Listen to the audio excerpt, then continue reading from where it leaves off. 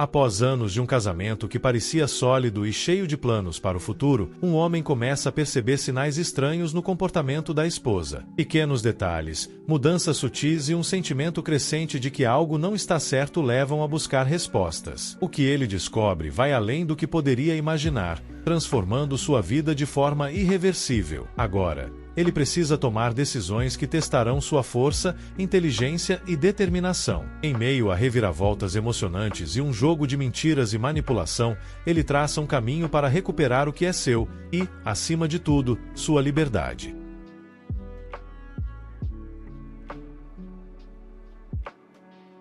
Esposa infiel e seu amante conspiraram para roubar meu negócio, então eu os desviei e me divorciei por vingança?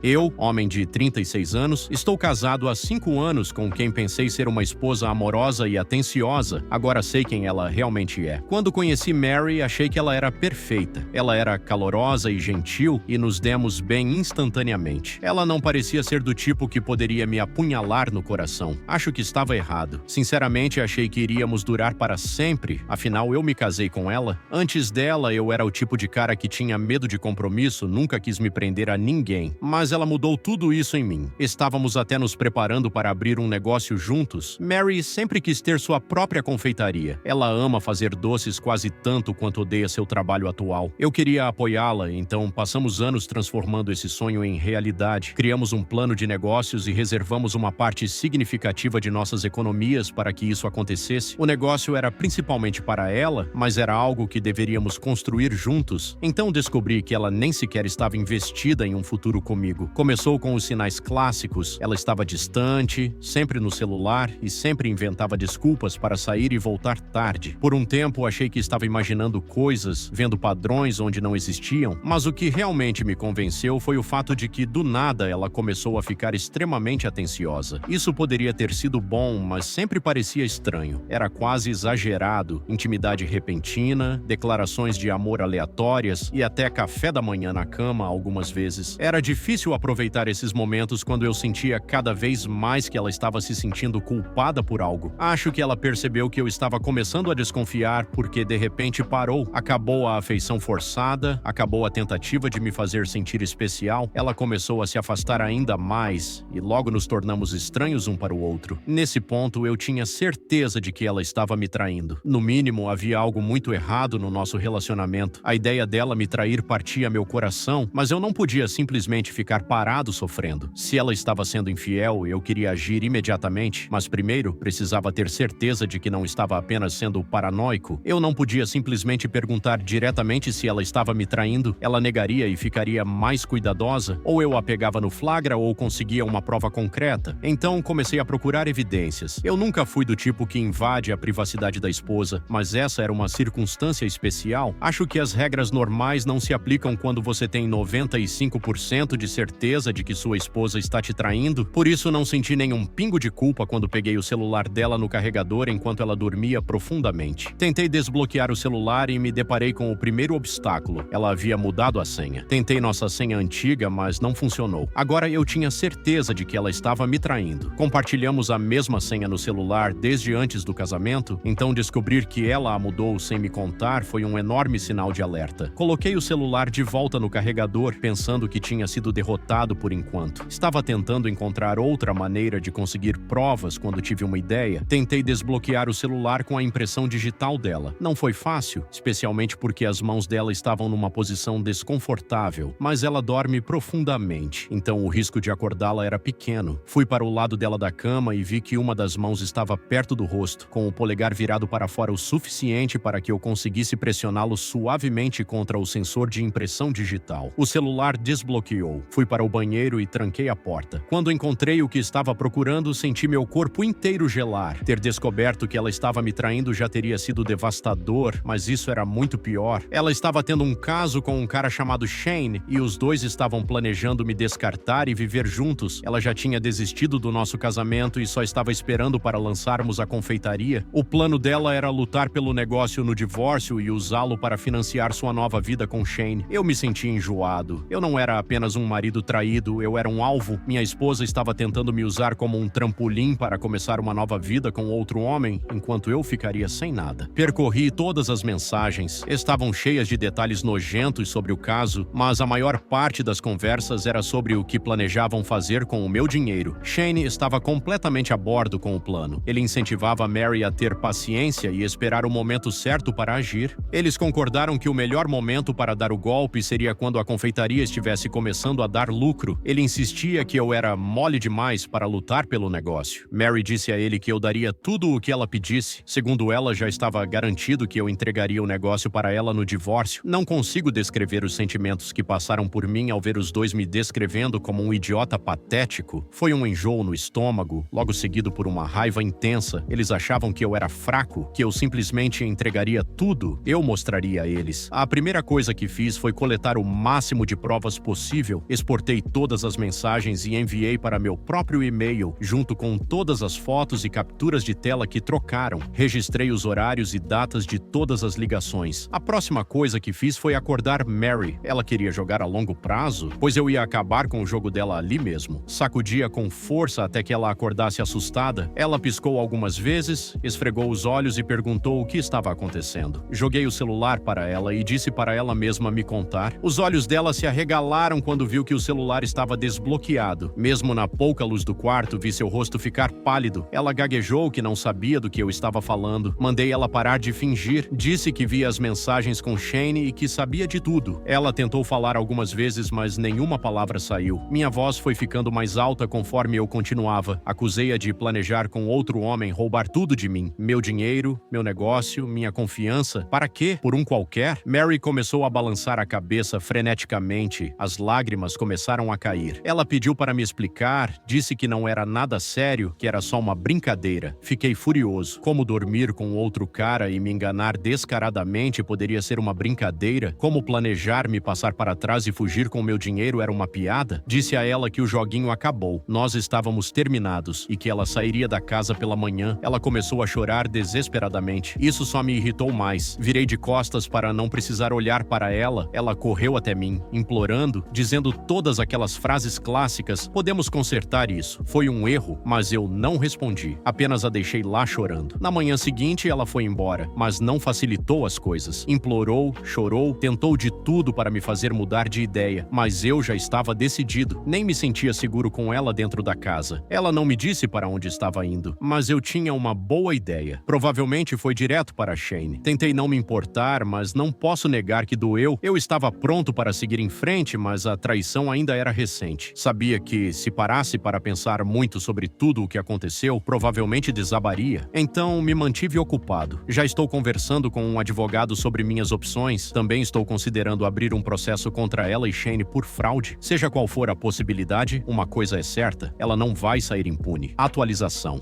Maria estava fora da minha casa e agora eu queria ela fora da minha vida para sempre. Quando finalmente escolhi um advogado e o atualizei sobre a situação, ele estava otimista. Ele me disse que quase não havia chance de conseguir que as acusações de fraude pegassem, já que ela não tinha conseguido causar nenhum dano financeiro real. Não vou mentir. Fiquei um pouco decepcionado ao ouvir isso, mas me senti um pouco melhor ao saber que o pequeno plano deles acabaria funcionando contra ela no acordo de divórcio. Certifiquei-me de que meu advogado e eu estávamos na mesma página sobre o divórcio. Queria que ele fosse com tudo. Ela tentou tirar tudo de mim, agora era a minha vez de retribuir o favor. Entrei com o pedido de divórcio imediatamente, citando infidelidade como a principal causa. Assim que Maria foi intimada com os papéis do divórcio, ela me ligou, disse que não assinaria os papéis e que precisávamos conversar antes. Eu disse que não havia nada a discutir e a aconselhei a simplesmente assinar os documentos. Não havia sentido em prolongar aquilo. Ela não poderia impedir o divórcio recusando-se a assinar, só tornaria o processo mais complicado para nós dois. Tudo o que ela conseguiria seria me irritar. Mesmo com esse aviso, ela ainda demorou. Liguei algumas vezes para perguntar se ela já tinha assinado os papéis e ela aproveitava a oportunidade para tentar me fazer conversar com ela. Depois da terceira vez, percebi que ela só queria que eu continuasse ligando, então resolvi entrar no jogo. Perguntei como ela estava e ela pareceu aliviada por eu finalmente estar dando uma chance para ela falar. Ela começou a me contar como toda essa situação tinha sido difícil para ela. Disse que estava tendo dificuldades para dormir, que sentia como se seu mundo estivesse desmoronando e que não sabia como seguir em frente frente sem mim. Segurei um riso amargo. Ela estava realmente se fazendo de vítima. Inacreditável. Depois de deixá-la falar por um bom tempo, fiz uma pergunta. Você está ficando com Shane? O silêncio do outro lado da linha me disse tudo o que eu precisava saber. Pude imaginar as engrenagens girando na cabeça dela, tentando decidir se mentia para mim ou não. Talvez eu tivesse descoberto de alguma forma. Para tudo o que ela sabia, eu poderia ter contratado um detetive particular. Quando finalmente respondeu, sua voz estava baixa, carregada de culpa ou vergonha, talvez. Ela admitiu que estava com Shane, mas apenas porque não tinha para onde ir. Chamei aquilo de besteira e mencionei a família dela. Ela tinha irmãos, tinha amigos solteiros na cidade também. A mãe dela morava a menos de 2 horas dali. Mas não, ela estava vivendo com um amante e ainda tinha a audácia de me pedir para aceitá-la de volta. Perguntei se ela realmente esperava que eu acreditasse que não tinha outro lugar para ir. Ela tentou se explicar, mas a interrompi. Disse que não me importava com o que ela fazia, eram adultos e, em breve, ela não seria mais minha esposa. Falei para ela fazer o que quisesse desde que assinasse os malditos papéis. Ouvi o choro começando do outro lado e desliguei a ligação imediatamente. Eu não queria lidar com aquilo. Algo que eu disse a afetou porque no dia seguinte ela assinou os papéis. Com o processo em andamento já pude sentir um alívio. Em breve eu estaria livre de Maria e de suas tentativas de roubar o fruto do meu trabalho. Eu sonhava com o dia em que o divórcio seria finalizado do jeito que uma criança sonha com seu próximo aniversário. Quando esse dia finalmente chegou, foi quase tão satisfatório quanto eu imaginava. Acontece que adultério e conspirar para enganar o próprio cônjuge não pegam bem em um tribunal de divórcio. Ela saiu praticamente sem nada. O dinheiro que havíamos economizado para a padaria foi dividido de acordo com a contribuição de cada um, o que significava que eu fiquei com praticamente tudo, tanto para o grande plano deles de me roubar o negócio. Eu não fazia questão de saber como Maria estava depois do divórcio, mas ela mesma me contou. Poucas noites depois da decisão ser finalizada, minha agora ex-esposa me ligou. Estava claramente bêbada e chateada, chorando e falando com a voz arrastada. Ela disse que não precisava do meu dinheiro. Afirmou que as coisas dariam certo para ela e Shane. Segundo ela, ele era um cara inteligente e eles tinham grandes planos. Apenas ouvi enquanto ela falava sem parar. Era mais curiosidade mórbida do que qualquer outra coisa. Parecia que eu estava assistindo a um desastre acontecer em tempo real. Ela disse que ela e Shane iam dar um jeito e que já estava mais feliz com ele do que jamais foi comigo. Não acreditei nem por um segundo. Estava óbvio que ela não estava lidando bem com o divórcio. Uma mulher feliz não liga para o ex-bêbada para se gabar. Ela estava tão fora de si que eu mal entendia o que dizia. Não valia a pena discutir, então nem me dei ao trabalho de responder. Apenas disse, que bom, Maria, e segui com meu dia. Ela não me procurou por um tempo depois disso. Talvez tenha se lembrado da ligação quando ficou sóbria e tenha sentido vergonha. Ou talvez tenha apenas tentado focar em fazer as coisas darem certo com Shane. De qualquer forma, ela estava fora da minha vida e eu finalmente podia me concentrar em seguir em frente. Não é fácil reconstruir a vida depois de algo assim. Parte de mim ficou paranoica. É difícil confiar em alguém depois de descobrir que a própria esposa estava tramando contra você. Levei um tempo para superar isso, mas Maria ainda não estava pronta para me deixar esquecê-la. Um amigo me contou que ela não estava indo bem. Pelo que ouviu de um conhecido em comum, Maria estava praticamente falida e amarga. Alguns amigos dela haviam se afastado porque ela se tornara uma pessoa negativa demais. Estava sempre reclamando de como tinha perdido tudo e de como seu negócio foi roubado. Isso não me surpreendeu, mas havia mais. Ela e Shane haviam terminado. Pelo que ouvi, foi ele quem terminou com ela. Maria esperava que o relacionamento ficasse sério depois do divórcio, mas ele começou a se distanciar. Ela tentou fazer as coisas funcionarem, mas ele eventualmente terminou e a expulsou. Para mim, estava claro o que tinha acontecido. O tempo todo, Shane a via como um investimento financeiro. A única razão pela qual ele insistiu que ela jogasse no longo prazo era porque queria uma mulher com um negócio pronto. Quando viu que ela saiu do divórcio sem nada significativo, perdeu o interesse. Ele não passava de um caça-dotes que destruiu meu casamento na esperança de um pagamento fácil. Parte de mim ainda desejava poder acusá-lo de fraude só para fazê-lo pagar pelo que fez, mas não fiquei preso a esse pensamento. Seguir em frente significava tirar tanto Shane quanto Maria da minha mente. Meu amigo me avisou que ela poderia tentar entrar em contato novamente agora que estava solteira e desesperada, e claro, tentou. Me ligou algumas vezes, mas eu não dei atenção. Ela achou que poderia me trair e sair por cima. Agora estava sozinha, falida e tentando me puxar de volta para sua vida. Ela não merecia nenhum segundo do meu tempo. Depois do divórcio, me mantive ocupado. Sou muito grato por ter amigos que me ajudaram a seguir em frente. Eles não me deixaram ficar parado me lamentando. Me joguei no trabalho e investi minha energia em construir algo novo. Agora que o dinheiro da padaria estava nas minhas mãos, queria usá-lo tratá-lo bem, então comecei a construir um negócio que realmente me apaixonava. Não foi um sucesso da noite para o dia, mas o processo de criação já valia a pena. Resumindo, estive tão ocupado que nem tive tempo de pensar em Maria.